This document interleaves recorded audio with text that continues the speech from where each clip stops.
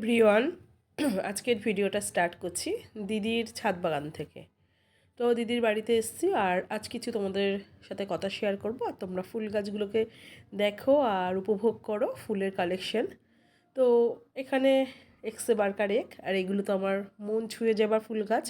তো দিদির বাড়ি আসার উদ্দেশ্য এটাই, যেহেতু আমি আজকে এসেছি হবিষ্যি দিতে।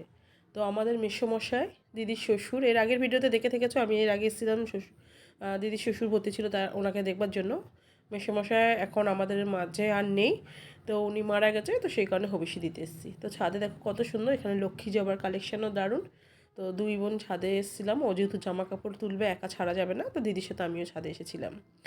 তো তারাপীঠ থেকে জিনিস নিয়ে এসেছি, সেগুলো এই কারণে আর দিদির বাড়িতে এসে পৌঁছায়নি, কারণ তারপরের দিনই মেসোমশাই আমাদের মাঝে থেকে চলে গেছে। তো এই ফুল গাছগুলোতে এত ফুল দেখছো, গরমে কিন্তু এর থেকেও দ্বিগুণ না 3 গুণ ফুল দেয়। তো দিদিকে বলছিলাম এই হলুদ জবার ডাল একটু দিস আমাকে। তো এইদিকে দিদি বললো আয় বোন একটা জিনিস দেখে যায়। তো গিয়ে দেখলাম এই ডাব গাছটা ভীষণ ভালো লাগলো, অসংখ্য ডাব। তোমরা দেখে বুঝতে পারছো, কিন্তু বড় হয় না, সাইজ নাকি এরকমই হয়। কার কার বাড়িতে আছে গো এরকম, থাকলে জানিও প্লিজ।